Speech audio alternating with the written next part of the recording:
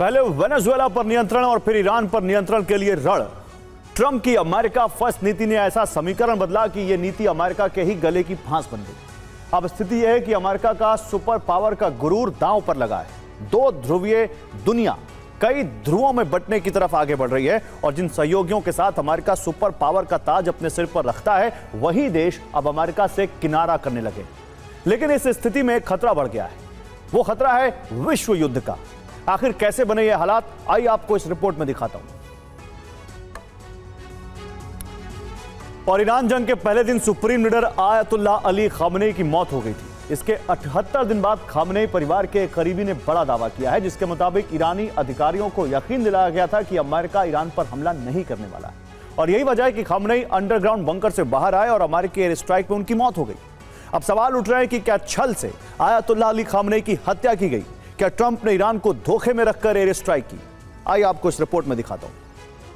तारीख 28 फरवरी 2026, वक्त सुबह 9:30 जगह बेत ए रहबरी, तेहरान, ईरान। ईरानी अधिकारियों को यकीन था कि अमेरिका कोई सैन्य ऑपरेशन नहीं चलाएगा। इस यकीन की वजह अधिकारियों को दिया गया भरोसा था। उन्हें यकीन था कि बातचीत समझौते की तरफ बढ़ रही। इसी वजह से आयतुल्लाह और उनका परिवार महल में रुका हुआ है। कई बड़े ईरानी अधिकारी भी वहां बैठक के लिए मौजूद थे। सवाल उठ रहे हैं कि क्या ट्रंप ने छल से आयतुल्लाह अली खामनेई की हत्या की? क्या ईरानी अधिकारियों को अमेरिका की तरफ से झूठा आश्वासन मिला? क्या मध्यस्थ देशों को ढाल बनाकर अमेरिका ने छल किया? उधर यरूशलेम के पास हुए एक रहस्यमयी धमाके ने पूरी दुनिया का ध्यान इजराइल की तरफ खींच लिया है। बेत शेमेश इलाके में हुए इस विस्फोट के बाद आसमान में विशाल मशरूम गुबार दिखाई दिया। मशरूम के शेप का धुआं। इजराइल की सरकारी रक्षा कंपनी इसे पहले से तय परीक्षण बता रही है, लेकिन धमाके के बाद मची अफरा तफरी और सुरक्षा घेराबंदी कई सवाल खड़े कर रही है।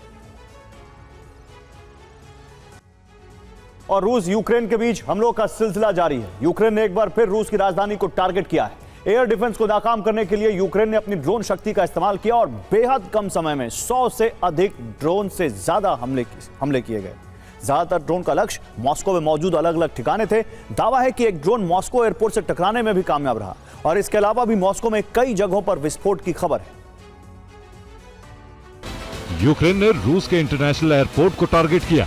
ड्रोन गिरने की वजह से एयरपोर्ट पर जोरदार धमाका हुआ। एयरपोर्ट पर काफी देर तक उड़ानों को रोका गया। यूक्रेन का दावा है कि रूस पर 150 ड्रोन से हमला किया गया, जबकि रूस का दावा है कि 120 ड्रोन हवा में नष्ट कर दिए गए। ऐसे में सवाल है कि क्या रूस में 30 जगहों पर धमाके से तबाही मची?